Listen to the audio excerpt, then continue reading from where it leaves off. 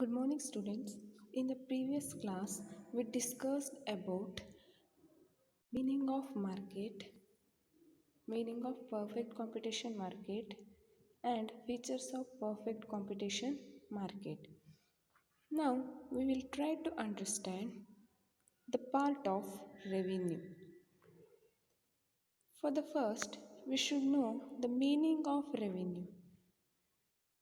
Total amount received by the firm by selling its output is called revenue.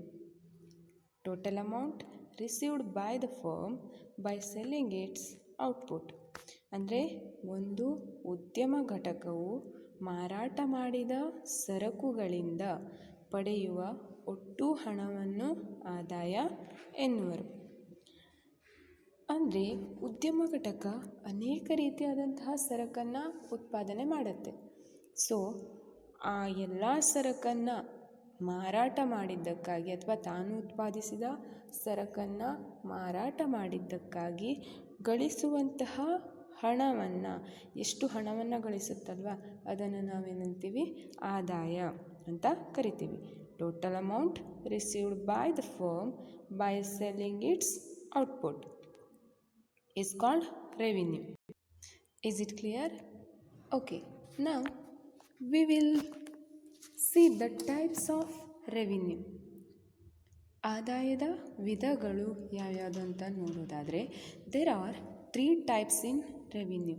First one, total revenue, average revenue and lastly marginal revenue. ಆದಾಯದಲ್ಲಿ ನಾವು 3 ಪ್ರಕಾರಗಳನ್ನು ನೋಡ್ಬೋದು. ಅದು ಒಟ್ಟು ಆದಾಯ, ಸರಾಸರಿ ಆದಾಯ ಮತ್ತು ಸೀಮಾಂತ ಆದಾಯ. We will see this one by one. First one is total revenue. ಹಾಗಾದರೆ ಒಟ್ಟು ಆದಾಯ ಅಂದರೆ ಏನು? First we will see the definition of total revenue.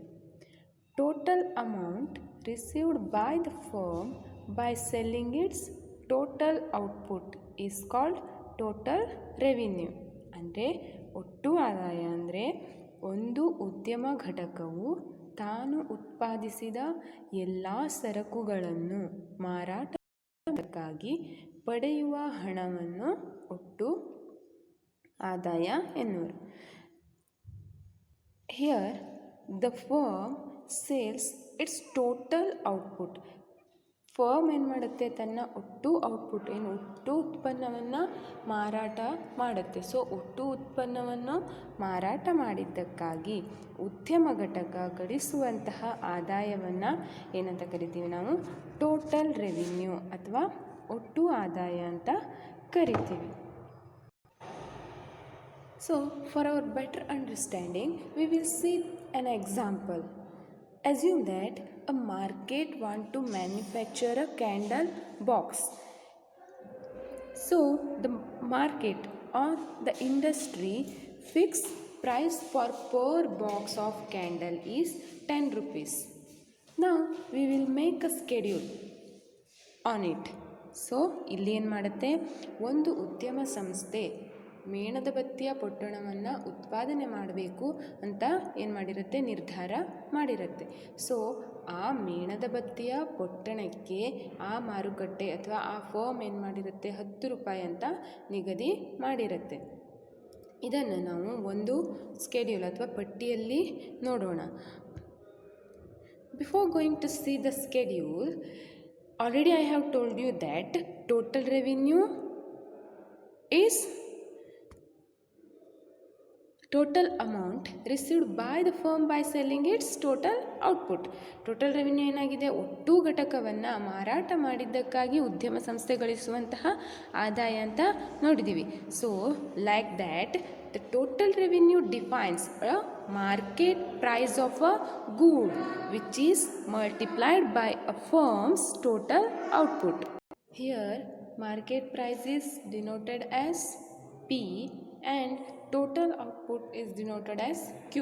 So the formula of total revenue is P into Q, means TR equals to P into Q, means ಒಟ್ಟು ಆದಾಯ equals P, means price and into Q means quantity. Price into quantity of a good. Now we will move on the schedule. Already I have told you that production of a candle box in perfect competition market. So here the firm already fixed the price of per candle box, that is 10 rupees. See the schedule. This column shows the boxes sold, or it shows how many boxes are sold, and the second one is shows you that total revenue, that is also in rupees. With this schedule we can know that total revenue is related to the output.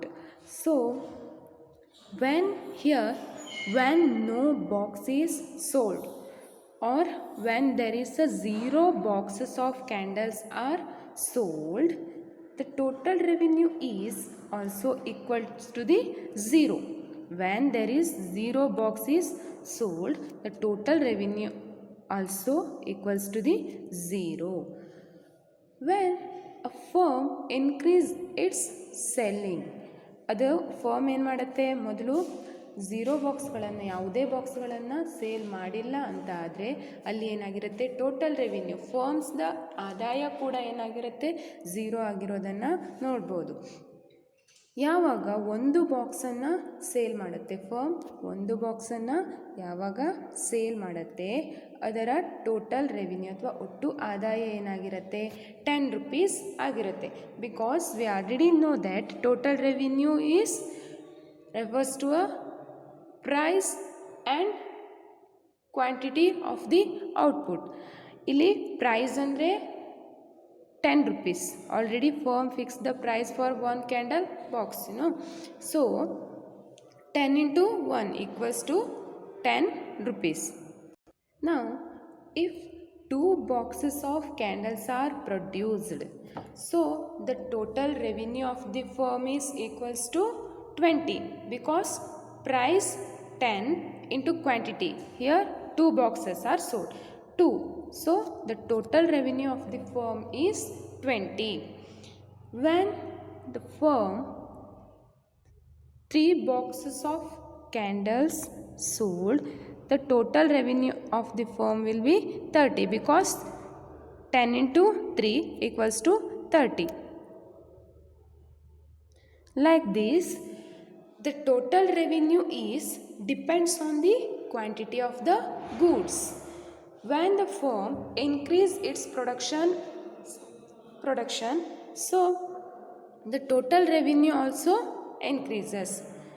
This is all about the schedule of production of a candle box in perfect competition market. Is it clear? ಅಂದರೆ ಇಲ್ಲಿ ಉದ್ಯಮ ಸಂಸ್ಥೆ 0 ಅಂದರೆ ಯಾವುದೇ ಒಂದು ಮೇಣದ ಬತ್ತಿ ಪೊಟ್ಟಣವನ್ನು ಮಾರಾಟ ಮಾಡಿಲ್ಲ ಅಂದರೆ ಅದರ ಒಟ್ಟು ಆದಾಯ ಏನಾಗಿರುತ್ತೆ, 0 ಆಗಿ ಇರೋದನ್ನು ನೋಡ್ಬೋದು.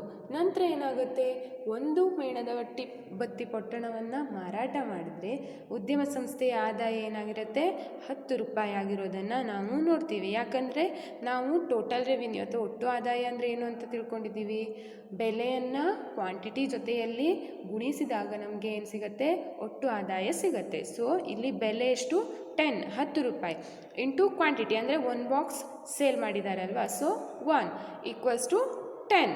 ನಂತರ 2 ಬಾಕ್ಸ್ಗಳನ್ನು ಸೇಲ್ ಮಾಡಿದ್ರಿ, ಫರ್ಮ್ ಏನು ಮಾಡಿದರೆ 2 ಬಾಕ್ಸ್ಗಳನ್ನು ಸೇಲ್ ಮಾಡಿದರೆ ಅಲ್ಲಿನೂ ಕೂಡ same price 10. Price is earlierly fixed by the firm ಅಲ್ವಾ, ಮೊದಲೇ ಏನಾಗಿರುತ್ತೆ ಫರ್ಮಿಂದ ಫಿಕ್ಸ್ ಆಗಿರುತ್ತೆ. So 10 into quantity 2, so total revenue of the firm is 20. 3 ಹಾಗೆ ಕಂಟಿನ್ಯೂ ಆಗ್ತಾ ಹೋಗುತ್ತೆ. 3 ಬಾಕ್ಸಸನ್ನು ಸೋಲ್ಡ್ ಮಾಡಿದರೆ 3, 4, 5 ಹೀಗೆ ಕಂಟಿನ್ಯೂ ಮಾಡ್ತಾ ಹೋದರೆ ಪ್ರೈಸ್ ಏನಾಗಿರುತ್ತೆ, ಸೇಮ್ ಇರುತ್ತೆ. ಬಟ್ ಕ್ವಾಂಟಿಟಿ ಆಫ್ ದ ಗೂಡ್ ಅಥವಾ ಸರಕಿನ ಪ್ರಮಾಣ ಏನಾಗಿರುತ್ತೆ, ವ್ಯತ್ಯಾಸ ಆಗೋದ್ರಿಂದ ಇಲ್ಲಿ ಟೋಟಲ್ ರೆವಿನ್ಯೂ ಕೂಡ ಏನಾಗಿರುತ್ತೆ, ಚೇಂಜಸ್ ಆಗೋದನ್ನು ನೋಡ್ಬೋದು. ಕ್ವಾಂಟಿಟಿ ಹೆಚ್ಚಾಗ್ತಾ ಹೋದಾಗೆ ಟೋಟಲ್ ರೆವಿನ್ಯೂ ಕೂಡ ಹೆಚ್ಚಾಗ್ತಾ ಹೋಗುತ್ತೆ.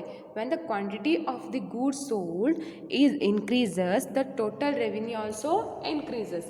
ಟೋಟಲ್ ರೆವಿನ್ಯೂನು ಇನ್ಕ್ರೀಸ್ ಆಗುತ್ತೆ.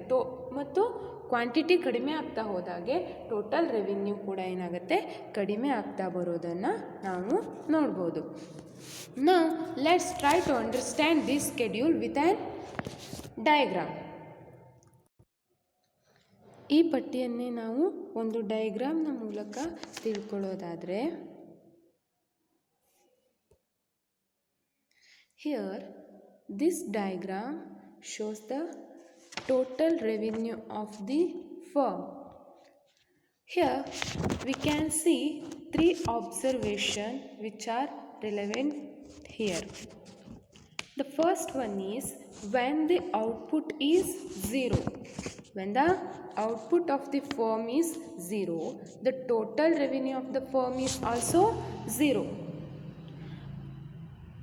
ಇದು ಏನಾಗಿದೆ, ಉದ್ಯಮ ಘಟಕ ಸ್ಕೆಡ್ಯೂಲ್ನಲ್ಲಿ ನಾನು ಪಟ್ಟಿಯನ್ನು ತೋರಿಸ್ತಾ ಹೇಳುವಾಗ ಹೇಳಿದ್ದೆ ಅಲ್ವಾ, ಉದ್ಯಮ ಘಟಕ 0 ಅಥವಾ 0 ಉತ್ಪನ್ನವನ್ನು ಉತ್ಪಾದನೆ ಮಾಡಿ ಮಾರಾಟ ಮಾಡಿದರೆ ಏನಾಗಿರುತ್ತೆ, ಅಲ್ಲಿ ಒಟ್ಟು ಆದಾಯ ಕೂಡ ಏನಾಗಿರುತ್ತೆ, 0 ಆಗಿರೋದನ್ನು ನೋಡ್ಬೋದು. So here the total revenue curve passes through the point O. Because the firm's output and total revenue both are also 0. So it passes from the origin of the diagram. ಇಲ್ಲಿ ಏನಿದೆ, ಒಟ್ಟು ಉತ್ಪನ್ನ ಅಥವಾ ಒಂದು ಉದ್ಯಮ ಘಟಕ ಮಾರಾಟ ಮಾಡುವಂತಹ ಉತ್ಪನ್ನ ಏನಾಗಿರುತ್ತೆ, 0 ಆಗಿದೆ ಅಂತ ನೋಡೋದಾದರೆ, ಆ ಉದ್ಯಮ ಘಟಕದ ಒಟ್ಟು ಆದಾಯನೂ ಕೂಡ ಏನಾಗಿರುತ್ತೆ, 0 ಆಗಿರೋದನ್ನು ನೋಡ್ಬೋದು. ಸೊ ಇಲ್ಲೂ ಇದು ಏನಾಗಿರುತ್ತೆ, ಇಲ್ಲಿ ಅಂದರೆ ಒರಿಜಿನ್ ಪಾಯಿಂಟಿಂದ ಏನಾಗಿರುತ್ತೆ, ಸ್ಟಾರ್ಟ್ ಆಗೋದನ್ನು ನಾವು ನೋಡ್ಬೋದು. Already you have know that OX-axis shows the output of the firm and OY shows the revenue of the firm. So when your output is 0, the total revenue also 0. Therefore the total revenue curve passes through the point O. And second one is the total revenue increases as the output goes up. The total revenue increases as the output goes up. The equation means TR is equal to P into Q is that of a straight line, because here P is constant. This means that the total revenue curve is an upward rising straight line. ಅಂದರೆ ಇಲ್ಲಿ ಒಂದು ಉದ್ಯಮ ಘಟಕದ ಉತ್ಪಾದನೆ ಅಥವಾ ಉತ್ಪನ್ನ ಹೆಚ್ಚುತ್ತಾ ಹೋದಾಗೆ ಅದರ ಒಟ್ಟು ಆದಾಯನೂ ಕೂಡ ಏನಾಗುತ್ತೆ, ಹೆಚ್ಚಳ ಆಗ್ತಾ ಹೋಗೋದನ್ನು ನಾವಿಲ್ಲಿ ನೋಡ್ಬೋದು. ಹಾಗಾಗಿ ಉದ್ಯಮ ಘಟಕದ ಒಟ್ಟು ಆದಾಯ ರೇಖೆ ಏನಾಗಿರುತ್ತೆ, ಅಪ್ವರ್ಡ್ ರೈಸಿಂಗ್ ಸ್ಟ್ರೇಟ್ ಲೈನ್ ಅಂದರೆ ಮೇಲುಮುಖವಾಗಿ ಏರಿಕೆ ಆಗುವಂತಹ ರೇಖೆ ಅಂತ ನಾವು ಹೇಳ್ಬೋದು. Because when the output of the firm increases, the total revenue of the firm also increases. ಒಟ್ಟು ಆ ಉತ್ಪನ್ನ ಹೆಚ್ಚಾಗ್ತಾ ಹೋದಾಗೆ ಟೋಟಲ್ ರೆವಿನ್ಯೂನೂ ಕೂಡ ಹೆಚ್ಚಾಗೋದ್ರಿಂದ ಇಲ್ಲಿ ಏನಾಗಿರುತ್ತೆ, total revenue curve upward rising straight line ಆಗಿ ಇರೋದನ್ನು ನೋಡ್ಬೋದು. And the third one is when we consider the slope of this straight line when the output is 1 unit. When the output is 1 unit, the total revenue is P into 1, ಅಂದರೆ which is equals to the P. Therefore, the slope of the straight line is AQ1 divided by OQ1, which is equals to the P. A, here we can see a straight line, it is here A Q1 divided by here OQ1.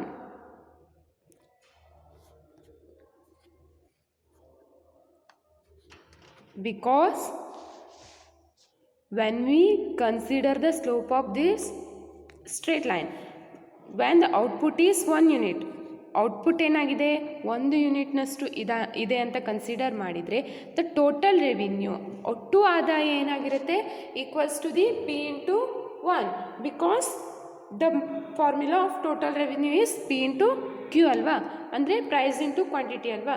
So is equal to the P. Therefore, the slope of the straight line is AQ1. Here AQ1 divided by OQ1 which is equals to the price. ಏನಕ್ಕೆ equal ಆಗಿರುತ್ತೆ? ಬೆಲೆಗೆ equal ಆಗಿ ಇರೋದನ್ನು ನೋಡ್ಬೋದು. So this is all about the diagram of total revenue. Here we can see three observations. First one is when the output is 0, when the output of the firm is 0, the total revenue also 0. So the curve passes through the point of O. And the second one is the total revenue increases as the output goes up. The equation TR is equal to P into Q is that one of the straight line because P is constant. This means that the TR curve is an upward rising straight line. The TR curve is an upward rising straight line. And the third one is when we consider the slope of this straight line. When the output is 1 unit, the total revenue is P into 1 which is equals to P. Therefore, the slope of the straight line is AQ1 divided by OQ1 which is equals to the price. Is it clear? ಅಂದರೆ ಇಲ್ಲಿ ಏನಾಗಿರುತ್ತೆ, 0 ಇದ್ದಾಗ ಉದ್ಯಮ ಘಟಕದ ಉತ್ಪನ್ನ 0 ಆಗಿದ್ದಾಗ total revenue ಕೂಡ ಏನಾಗಿರುತ್ತೆ, ಒಟ್ಟು ಆದಾಯ ಕೂಡ 0 ಆಗಿರೋದನ್ನು ನೋಡ್ಬೋದು. ಹಾಗಾಗಿ ಏನಾಗಿರುತ್ತೆ, ಇಲ್ಲಿ ಒಟ್ಟು ಆದಾಯ ರೇಖೆ O ಪಾಯಿಂಟಿಂದ ಸ್ಟಾರ್ಟ್ ಆಗೋದನ್ನು ನಾವು ನೋಡ್ಬೋದು ಅಥವಾ ಡಯಾಗ್ರಾಮ್ನ ಮೂಲದಿಂದ ಸ್ಟಾರ್ಟ್ ಆಗೋದನ್ನು ನೋಡ್ಬೋದು. ಆ್ಯಂಡ್ ಸೆಕೆಂಡ್ ಕಂಡೀಷನ್ ಏನನ್ನು ಹೇಳುತ್ತೆ, ಔಟ್ಪುಟ್ ಅಥವಾ ಉದ್ಯಮ ಘಟಕದ ಒಟ್ಟು ಉತ್ಪನ್ನ ಹೆಚ್ಚಾಗ್ತಾ ಹೋದಾಗ ಏನಾಗಿರುತ್ತೆ, ಇಲ್ಲಿ ಟೋಟಲ್ ರೆವಿನ್ಯೂ ಒಟ್ಟು ಆದಾಯ ಕೂಡ ಏನಾಗಿರುತ್ತೆ, ಹೆಚ್ಚಳ ಆಗ್ತಾ ಹೋಗುತ್ತೆ. Because P is constant, P ಬೆಲೆ ಏನಾಗಿದೆ ಕಾನ್ಸ್ಟೆಂಟ್ ಆಗಿ ಇರೋದನ್ನು ಇದು ಸೂಚಿಸುತ್ತೆ. ಸೊ ಇಲ್ಲಿ ಒಟ್ಟು ಆದಾಯ ರೇಖೆ ಏನಾಗಿರುತ್ತೆ, upward straight line. It's a upward rising straight line, ಮೇಲ್ಮುಖ ಏರಿಕೆಯ ರೇಖೆ ಆಗಿರೋದನ್ನು ನಾವು ನೋಡ್ಬೋದು. ಆ್ಯಂಡ್ ಥರ್ಡ್ ಕಂಡೀಷನ್ ಏನಾಗಿರುತ್ತೆ, when the if we consider the slope, ಈ ಸ್ಲೋಪನ್ನು ಗಮನಿಸ್ತಾ ಹೋದರೆ, ಅಂದರೆ ಅಪ್ವರ್ಡ್ ಸ್ಟ್ರೇಟ್ ಲೈನ್ ಸ್ಲೋಪ್ ಇದೆ ಅಲ್ವಾ, ಇದನ್ನು ಗಮನಿಸ್ತಾ ಹೋದರೆ ಔಟ್ಪುಟ್ ಏನಾಗಿದೆ, ಒಂದು ಪ್ರಮಾಣದಷ್ಟು ಅಥವಾ ಒಂದು ಘಟಕವಾಗಿದ್ದರೆ, ಉತ್ಪನ್ನದ ಪ್ರಮಾಣ ಒಂದು ಘಟಕವಾಗಿದ್ದರೆ ಒಟ್ಟು ಆದಾಯ ಅಂದರೆ P ಇಂಟು 1 ಅಂದರೆ P ಆಗಿರುತ್ತೆ. ಅಂದರೆ 1 ಕ್ವಾಂಟಿಟಿ ಇಂಟು 10 ಈಕ್ವಲ್ಸ್ ಟು 10 ಅಲ್ವಾ. ಸೊ ಪಿಗೆ ಸಮನಾಗಿರುತ್ತೆ. ಆದ್ದರಿಂದ ಏನಾಗಿರುತ್ತೆ, ಸರಳ ರೇಖೆಯ ಇಳಿಜಾರು ಏನಾಗಿರುತ್ತೆ, AQ1 divided by AQ1 divided by OQ1 which is equals to the price ಅಂತ ನಾವು ಹೇಳ್ಬೋದು. So this is all about total revenue. Is it clear? Next now we will move on average revenue curve.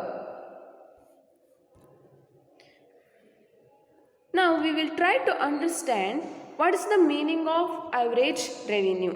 Average revenue is nothing but the amount of revenue per unit of a firm, per unit of a output of a firm is called average revenue. The amount of revenue per unit of output of a firm is called average revenue.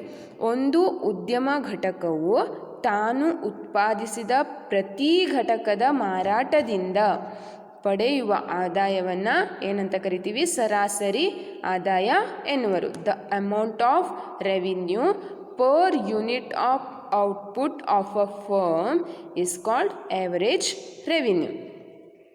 ಇಲ್ಲಿ ಉದ್ಯಮ ಘಟಕವು ಉತ್ಪಾದಿಸಿದ ಪ್ರತಿಯೊಂದು ಘಟಕದ ಮಾರಾಟದಿಂದ, total output ಅಲ್ಲ, ಪ್ರತಿ ಘಟಕ ಒಂದೊಂದು ಮಾರಾಟ ಮಾಡಿದ ಪ್ರತಿಯೊಂದು ಘಟಕವನ್ನು ಕನ್ಸಿಡರ್ ಮಾಡಿದರೆ ಆ ಘಟಕದ ಮಾರಾಟದಿಂದ ಗಳಿಸುವಂತಹ ಆದಾಯವನ್ನು ಏನಂತ ಕರೀತಾರೆ, ಆವ್ರೇಜ್ ರೆವಿನ್ಯೂ ಅಥವಾ ಸರಾಸರಿ ಆದಾಯ ಅಂತ ಕರೀತಾರೆ. The formula of average revenue is AR. AR denotes average revenue. AR equals to T R divided by Q. ಅಂದರೆ ಸರಾಸರಿ ಆದಾಯ equals to T R. T R means total revenue. Total revenue formula ಏನು? P into Q ಅಲ್ವಾ, price into quantity. So T R divided by Q, P into Q divided by Q, which is equals to the price. So the average revenue, always the average revenue is equals to the price. Average revenue ಏನಾಗಿರುತ್ತೆ? ಪ್ರೈಸಿಗೆ equal ಆಗಿ ಅಥವಾ ಬೆಲೆಗೆ ಸಮನಾಗಿ ಇರೋದನ್ನು ನಾವು ನೋಡ್ಬೋದು. A R equals to T R divided by Q. ಇದನ್ನು simplify ಮಾಡಿದ್ರೆ T R means P into Q ಅಲ್ವಾ, P into Q divided by Q which is equals to P. ನೀವು A R is equal to T R divided by Q ಇಷ್ಟೇ ಬರೆದ್ರೂ ಎಕ್ಸಾಮ್ನಲ್ಲಿ marks ಸಿಗುತ್ತೆ. ನಾವು we will try to understand this with an example. ಇದನ್ನು ಒಂದು example ಮೂಲಕ ನಾವು ನೋಡೋದಾದರೆ, here we can consider the last schedule. ಮೊದಲು ಏನು ಸ್ಕೆಡ್ಯೂಲನ್ನು ಹಾಕ್ಕೊಟ್ಟಿದ್ದೆ ಅಲ್ವಾ, ಅದನ್ನೇ ನಾವು ಕನ್ಸಿಡರ್ ಮಾಡಿದರೆ we can get an diagram. Here we can see a diagram. In this diagram, OX axis shows the output of the firm. Here OX axis shows the output of the firm and OY axis shows the price. ಅಥವಾ OX ನಲ್ಲಿ ಉತ್ಪನ್ನವನ್ನು ಅಥವಾ ಒಟ್ಟು ಉತ್ಪನ್ನವನ್ನು, OY axis ನಲ್ಲಿ ಏನು ಬೆಲೆಯನ್ನು indicate ಮಾಡಲಾಗುತ್ತೆ. Here, when the market price is fixed at P, when the market price is fixed at P, we obtain a horizontal straight line that cuts OY axis at a height equal to P. Here, market price is fixed at P, we can obtain a horizontal straight line. We can obtain a horizontal straight line that cuts y axis at the height equals to P.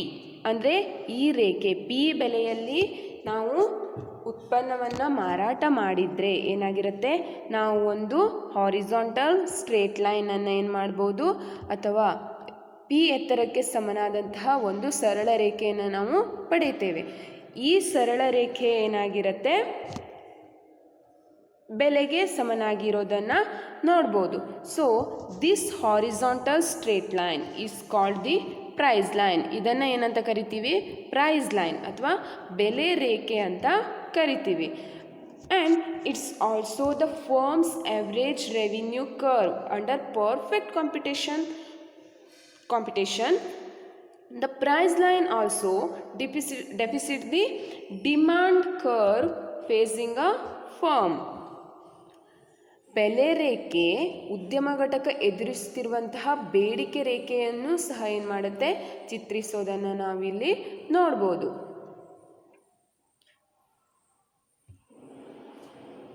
Here we can observe the demand curve is perfectly elastic. This means that a firm can sell as many units of the good as it wants to sell at price P. ಅಂದರೆ ಇಲ್ಲಿ ಮಾರುಕಟ್ಟೆಯ ಬೆಲೆ ಅಥವಾ P U ಉದ್ಯಮ ಘಟಕದ ಉತ್ಪನ್ನದಿಂದ ಏನಾಗಿದೆ, ಸ್ವತಂತ್ರ ಆಗಿದೆ ಅಂತ ನಾವು ನೋಡ್ಬೋದಾಗಿದೆ. ಇದನ್ನು ಗಮನಿಸಿದಾಗ ಅಥವಾ ಇದರ ಅರ್ಥ ಏನು ಅಂದರೆ, ಉದ್ಯಮ ಘಟಕ ಪಿನ ಬೆಲೆಯಲ್ಲಿ ಅಥವಾ ಫಿಕ್ಸ್ಡ್ ಪ್ರೈಸ್ ಪಿ ಏನಿದೆ 10 ರೂಪೀಸ್ನಲ್ಲಿ ತನಗೆ ಇಷ್ಟ ಬಂದಷ್ಟು ಘಟಕಗಳನ್ನು ಏನು ಮಾಡ್ಬೋದು, ಮಾರಾಟ ಮಾಡಬಹುದಾಗಿದೆ ಅಂತ ನಾವಿಲ್ಲಿ ನೋಡ್ಬೋದು. ಸೊ ಇದು ಏನಾಗಿದೆ, ಆವ್ರೇಜ್ ರೆವಿನ್ಯೂ, ಸರಾಸರಿ ಆದಾಯವನ್ನು ತೋರಿಸುವಂತಹ ರೇಖೆ ಅಂತ ನಾವು ಹೇಳ್ಬೋದು. ನಾವು we will move on the next topic, that is marginal revenue. ಸೀಮಾಂತ ಆದಾಯ. Increase in the total revenue for a unit increase in the firm's output is called marginal revenue. ಅಂದರೆ ಸರಕೊಂದರ ಹೆಚ್ಚುವರಿ ಘಟಕದ ಉತ್ಪಾದನೆಯಿಂದ ಒಟ್ಟು ಆದಾಯದಲ್ಲಾಗುವ ಹೆಚ್ಚಳವನ್ನು ಸೀಮಾಂತ ಆದಾಯ ಎನ್ನುವರು. Increase in the total revenue for a unit increase in the firms output, ಅಂದರೆ ಒಂದು ಘಟಕ ಅಥವಾ ಒಂದು ಹೆಚ್ಚುವರಿ ಘಟಕದ ಉತ್ಪಾದನೆ ಮತ್ತು ಮಾರಾಟದಿಂದ ಉದ್ಯಮ ಘಟಕವು ಗಳಿಸುವಂತಹ ಅಥವಾ ಅದರ ಆದಾಯದಲ್ಲಿ ಆಗುವಂತಹ ಹೆಚ್ಚಳವನ್ನು ಏನಂತ ಕರಿತೀವಿ ನಾವು? ಸೀಮಾಂತ ಆದಾಯ. ಇಲ್ಲಿ we have to remember that increase in the unit which is increases the total revenue of the firm. ಯೂನಿಟನ್ನು ಹೆಚ್ಚಳ ಮಾಡೋದ್ರಿಂದ, ಒಂದು ಘಟಕವನ್ನು ಹೆಚ್ಚಿಗೆ ಉತ್ಪಾದಿಸೋದ್ರಿಂದ ಏನಾಗುತ್ತೆ? ಟೋಟಲ್ ರೆವಿನ್ಯೂ, ಒಟ್ಟು ಆದಾಯ ಕೂಡ ಏನಾಗುತ್ತೆ? ಹೆಚ್ಚಳ ಆಗುತ್ತೆ ಅನ್ನೋದನ್ನು ನಾವಿಲ್ಲಿ ನೋಡ್ಬೋದು. If we consider that example, ಅಂದರೆ ನಾವು ಲಾಸ್ಟ್ ಏನು ಎಕ್ಸಾಂಪಲ್ ಕೊಟ್ಟಿದ್ದೀವಲ್ವ, ಆ ಎಕ್ಸಾಂಪಲನ್ನು ಕನ್ಸಿಡರ್ ಮಾಡೋದಾದರೆ total revenue from the sale of 2 boxes of candles is 20 rupees. 2 ಬಾಕ್ಸ್ನ ಕ್ಯಾಂಡಲನ್ನು ಸೇಲ್ ಮಾಡಿರೋದ್ರಿಂದ ಟೋಟಲ್ ರೆವಿನ್ಯೂ ಎಷ್ಟು ಸಿಕ್ಕಿರುತ್ತೆ? 20 rupees ಅಥವಾ 20 ರೂಪಾಯಿ ಸಿಕ್ಕಿರೋದನ್ನು ನೋಡಿದ್ದೀವಿ ನಾವು. And total revenue from the sale of 3 boxes of candles is 30 rupees. 3 ಬಾಕ್ಸ್ಗಳನ್ನು ಸೇಲ್ ಮಾಡಿರೋದ್ರಿಂದ ಏನು ಸಿಕ್ಕಿದೆ ನಮಗೆ? 30 rupees ಸಿಕ್ಕಿರೋದನ್ನು ನೋಡ್ಬೋದು. So here marginal revenue refers to change in total revenue divided by change in quantity. This is the formula of marginal revenue. So MR equals to change in TR divided by change in Q. ಅಂದರೆ ಆದಾಯದಲ್ಲಿನ ಬದಲಾವಣೆಯನ್ನು ಯಾವುದರಿಂದ? ಪ್ರಮಾಣದಲ್ಲಿನ, ಉತ್ಪನ್ನದ ಪ್ರಮಾಣದಲ್ಲಿನ ಬದಲಾವಣೆಯ ಜೊತೆಗೆ ಭಾಗಿಸಿದಾಗ ಏನು ಸಿಗುತ್ತೆ ನಮಗೆ? ಸೀಮಾಂತ ಆದಾಯ ಸಿಗುತ್ತೆ. ಆ್ಯಂಡ್ 20 rupees 2 ಬಾಕ್ಸ್ ಸೇಲ್ ಮಾಡಿದ್ದಕ್ಕೆ 20 rupees ಆ್ಯಂಡ್ 3 ಬಾಕ್ಸನ್ನು ಸೇಲ್ ಮಾಡಿದ್ದಕ್ಕೆ ಏನು ಸಿಕ್ಕಿದೆ? 30 rupees ಸಿಕ್ಕಿರೋದನ್ನು ನಾವು ನೋಡ್ಬೋದಲ್ವಾ? ಅಂದರೆ ಇಲ್ಲಿ ಏನಾಯಿತು? 30 minus 20 change in total revenue. Next 3 minus 2 ಅಂದರೆ ಚೇಂಜ್ ಇನ್ ಟೋಟಲ್ ರೆವಿನ್ಯೂ. 2 ಬಾಕ್ಸ್ಗಳನ್ನು ಸೇಲ್ ಮಾಡ್ತಿದ್ದಂತಹ ಫರ್ಮ್ 3 ಬಾಕ್ಸನ್ನು ಸೇಲ್ ಮಾಡಲಿಕ್ಕೆ ಸ್ಟಾರ್ಟ್ ಮಾಡಿದೆ. ಅಂದರೆ 2ರಿಂದ ಉತ್ಪನ್ನ ಘಟಕ ಏನಾಯಿತು? 3ಕ್ಕೆ ಏರಿಕೆ ಆಯಿತು. ಸೊ ಇಲ್ಲಿ ಕ್ವಾಂಟಿಟಿ ಏನಾಗುತ್ತೆ? 3 minus 2 ಅಂತ ಆಗುತ್ತೆ. And change in total revenue ಅಂದರೆ 3 ಘಟಕದ ಮಾರಾಟದಿಂದ 30 ರೂಪಾಯಿ, 2 ಘಟಕದ ಮಾರಾಟದಿಂದ 20 ರೂಪಾಯಿ. So 30 minus 20.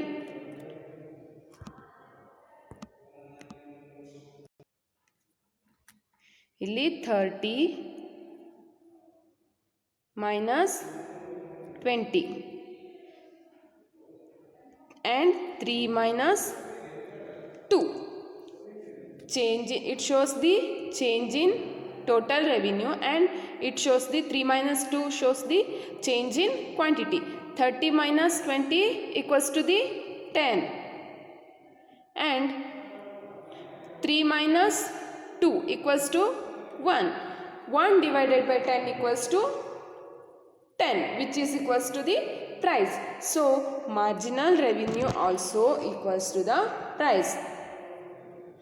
Is it clear? Okay. In this session we'll learn about meaning of revenue, types of revenue. In the types of revenue, total revenue, average revenue and marginal revenue, its definition and example with an diagram. Okay, in the next session we will discuss conditions of the profit maximization. ಲಾಭ ಗರಿಷ್ಠೀಕರಣದ ಷರತ್ತುಗಳನ್ನು ಏನು ಮಾಡೋಣ? ಮುಂದಿನ ತರಗತಿಯಲ್ಲಿ ತಿಳ್ಕೊಳ್ಳೋಣ.